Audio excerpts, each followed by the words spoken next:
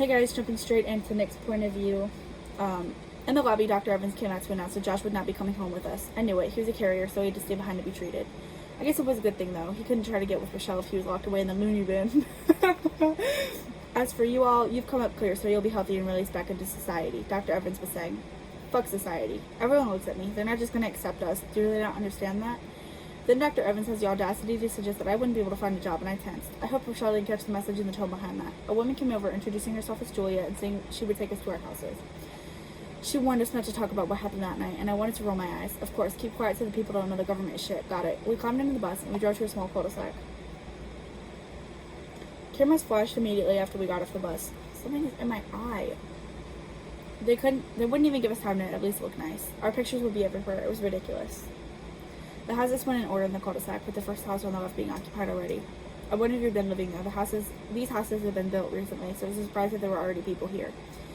Of course, Julia wouldn't talk. She was all about business. I went to my house, seeing the fridge was fully stocked and finding some beer. I thought about grabbing one, but I wanted to see Rochelle. I couldn't guard now, though. The paparazzi would be out there. Instead, I showered, enjoying the amount of soap I could use. A germ wiped out America. I was thankful to be able to feel clean again. And then, in the mirror, I wondered if my kids would look more like me or if they'd inherit more of Rochelle. She was pretty, so I'd be okay with either way. Okay. I have, no comment, I guess. I stared at myself for a while, wishing I didn't see him. There was the time I came into the bathroom and found my mom passed out in the bathtub. I called 911 and was almost taken away, but Dad paid people money to keep them away. Teachers had called home concerned from time to time, and Mom had to lie. No, she would say into the phone, quiet so I couldn't hear. He's not abused, Miss Roberts. He's just a clumsy child. Clumsy my ass. I rarely fell unless I was shoved, and I wanted out of that place as soon as I could get out. I hoping someone would save me as a child. The foster care system would have been better. I stared at myself in the mirror. The mirror was folding back. As I went from a boy to a man, I always heard, oh, that makes me happy. I just got a notification that somebody liked my book Among Us and on Inkit, so that's really great. I love that. I'm really happy with how that one ended up turning out, but thank you for that.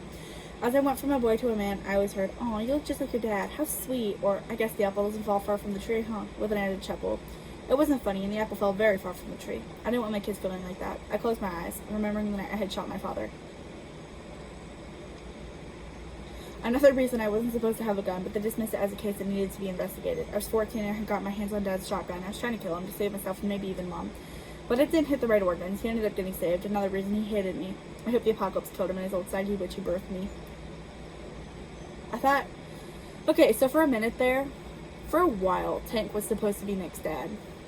I don't know if that still applies. I can't remember anymore. But let's just assume his dad is dead. Finally, I left the bathroom, changing into a new suit and heading over to see Rochelle. I knocked on her door and she let me in. We sat on the couch together and she finally took a deep breath. Nick? Yeah? The doctor said I'm pregnant. I smiled at her. So what if you are? I have to go back to that place every Friday to be observed. I'll go with you. Okay. But she seemed hesitant. I knew pregnancy was a scary thing for her, but I was going to support her. I was just as excited as she was.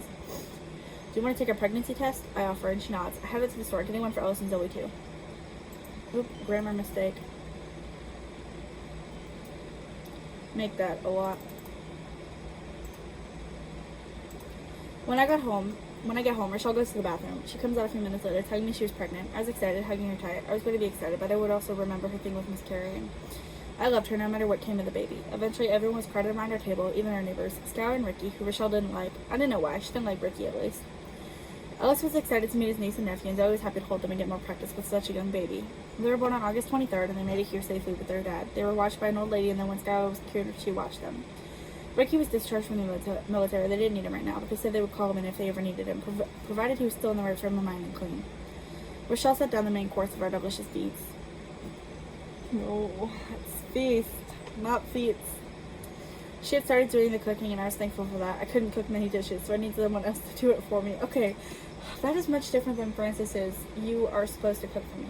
Okay, I get it. You're long and stretchy. You don't need to take up all that space. She sat down and looked around the table at everyone. Thank you all for coming. She smiles. It means a lot. Everyone talks about how it was no big deal and they were happy to be here, and she smiled. We began eating and allowing ourselves to enjoy the meal before Rochelle dropped the news. Finally, she pauses, clearing her throat and saying, I have something important to tell you. Guys, I think I can just tell you. Or I can delete guys because obviously she's addressing the whole room. It's not like she was like turning to anybody. and saying, like, hey, Nick, everyone stops eating, and for some reason my stomach feels weird. I know she's pregnant, but it feels so weird hearing it again and again, as if it becomes more real. I'm pregnant. Rochelle looks around the table, trying to gauge everyone's reactions. Good luck, Skylar jokes, gesturing to the two she had. Hopefully there's only one. Everyone shares a laugh, and Coach and Luke congratulate her, along with Ellis and Zoe. We know the baby's gender in March of next year. I didn't care about the gender, as long as it was healthy and I made it. Or, not I made it, and made it. No, wait. Now that I realize, as long as it was healthy and I made it. Oh, what fell? Oh, it's probably the pencils again.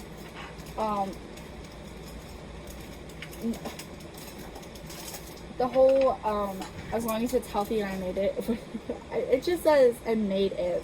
Not like Nick being the dad. It's supposed to be as long as it, like, doesn't die and, like, as long as it's not miscarried.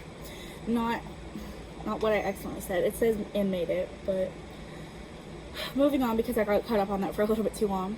Everyone was excited, and Skylar said her door was open for babysitting and help if ever needed. Before dinner ended, Zoe also said she was pregnant. Oh, dang, just take away the moment from Rochelle, okay. I'm just kidding, it doesn't really matter. Everyone quieted. From Rochelle, it was kind of expected, simply because she was older. But from Zoe? Are you sure you're ready, Zoe? Louis asks. You and I'll still have some time before you're both mature enough to handle a kid. Mentally, I mean. Louis, I've been through hell and back twice. I'm perfectly capable of raising a child. Zoe responds. Louis puts an arm around her. Guys, Rochelle interrupts them. Things will be okay. I hope that was hair that just, like, sucked into my mouth and not a spider or something. If not, I don't know. I think it was hair, but, like, I don't know. Things will be okay as long as everyone helps out. Zoe, congratulations. You're probably just as scared as I am, and like Skylar said, my door's always open for me to help you out. Zoe smiled. She was so young. Francis won't want that. Thank you.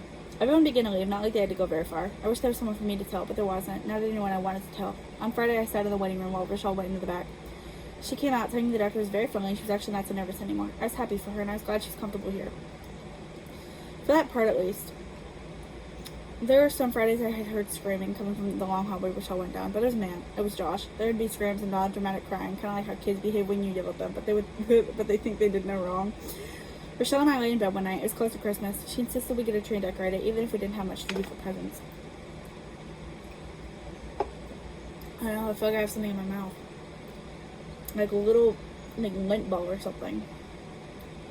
We were going to invite everyone else over, figuring we should spend time with the closest thing to family we had. Louis announced that he got a new job, and Rochelle was happy for him, so was Coach, but I didn't know what that was about. Okay, yeah, new job, very cool. Okay, Nick. Okay, we see you, being a hater. Ellis had found work and he was getting a new building to make his auto shop run here too. I hope Keith and Dave are around here somewhere. He was saying as we sat around the tree. I don't want to work alone. Alone? That was like a really weird sound. Zoe smiled, looking up at him. For some reason, she chose to sit on the floor. Rochelle was on a chair, sipping on hot chocolate. Who's going first? There's a pile of presents under the tree, and Ellis sat next to them, excited to pass them around. I got into watching a bunch of other stuff, boring stuff, I guess. Nick, be grateful, okay? After dinner, everyone left, coming back on New Year's Eve to celebrate New Year. Rochelle kissed me, and I was kind of surprised. Kayla never celebrated New Year's. She figured it was just another day, so I never had a New Year's kiss. Me either, man. I'm just kidding. I am not kidding. I've never had a New Year's kiss, but I'm also not exactly, like, of New Year's kiss age, I guess. Like, I've always been a kid on New Year's. But it's supposed to be funny, and it just really wasn't. I'm sorry, guys. It was nice and I wanted to hold her. Well, then do. Why do you guys want things but not do them? Zoe kissed and hugged Ellis, and Lou started doing a funny dance. We were a strange bunch, but it was worth it. That is, like, the best wording ever. Skylar and Ricky came over for the holidays, too, and they weren't bad people. I liked them. In January, Rochelle got accepted as a news anchor for a small news station that was limited to here. The military and government had been sending out vehicles to capture and cure the zombies, and America was very slowly being rebuilt. I'm sure there were other towns out there that managed to survive, but it would be nice to have more places to go than just here.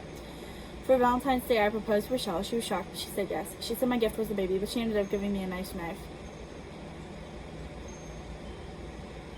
Oh, nice. You gave him a knife. Way to go, Rochelle. What do you think he's going to do with that knife? No, Nick is clean. Hi, baby. Your foot is on my computer. March came quickly, and soon we were both in the office of the doctor she'd been seeing. The lady came in smiling. Hello, how have you been? How are the symptoms? Rochelle looked like she was about to cry, but I didn't know why. I've been so good. This is the farthest I've ever made it, to be honest. I don't have many symptoms that I noticed other than cravings. The lady nodded, smiling at me.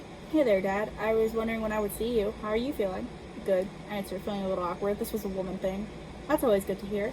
Are you handling things okay? Do you guys have a nursery and stuff? Yeah, Rochelle answers, watching as the nurse types things into a computer. You know, can I tell you guys something? Of course. Rochelle and this lady were friends, of course. They've been seeing each other every Friday for a while now, so naturally they know each other well. It was a shame this visit had to have waited until today, but Rochelle requested it.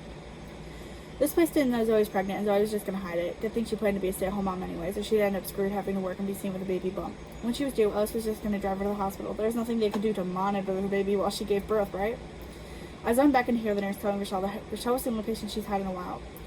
To be honest, if you ever skipped a day, I wouldn't say anything. You guys are so genuine and down to earth. It's nice to see that in people nowadays. Rochelle agreed, and finally the lady began the part where she put the gel in Rochelle's stomach. I was suddenly nervous. We were going to know what gender it was. The lady moved the hand thing around. She was staring intently at the screen. I know what it's called. I forget what it's called. I'm not going to look up what it's called again. I think it's like a transducer or something. I don't really remember for a fact. I know what it's called, and I know it's not called a hand thing. But Nick is a man. He wouldn't know that. Why would he know that? That'd be a little weird. Rochelle was staring too. I wanted to stare, but I was scared. Instead, I looked up as the nurse smiled, pointing something out. It's a girl. Rochelle's face broke out into a smile, and she looked over at me. Our little Nicole. I smiled at her too, tears in my eyes. My daughter Nicole. Rochelle's daughter Nicole. Our daughter. Our little Nicole. That is so cute. I feel like Nick kind of captures the essence of a soon-to-be father pretty well. But that's it for him. Next is going to be Zoe's, and I'll see you guys later with that. Bye-bye.